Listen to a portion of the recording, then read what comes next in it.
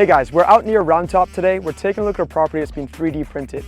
This is the largest single family property that's been 3D printed in North America. Let's go inside and take a quick look.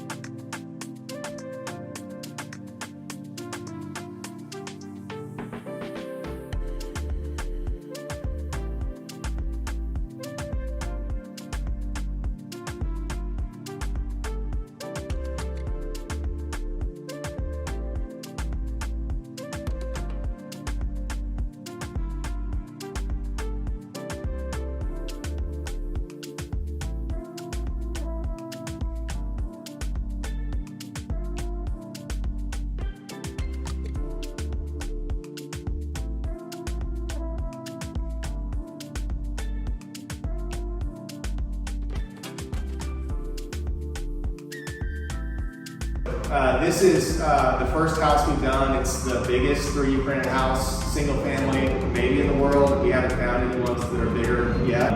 So this is a unique project.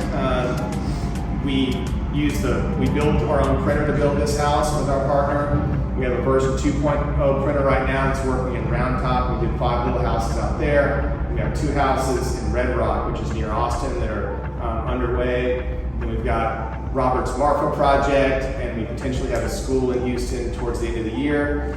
Some neat things about this house, this is kind of our pilot house. These are 12-inch thick, monolithic concrete walls.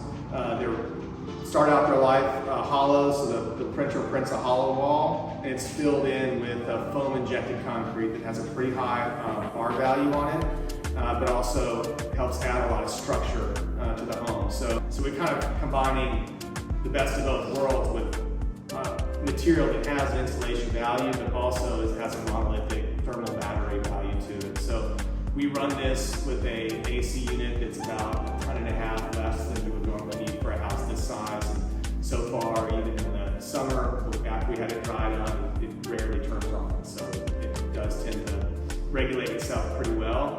So we have kind of the energy efficiency advantages of it, then you just have the strength and durability advantage of it. You know, we think this will be here for 1,000 years. It's concrete, so there's nothing really to rot or degrade over time.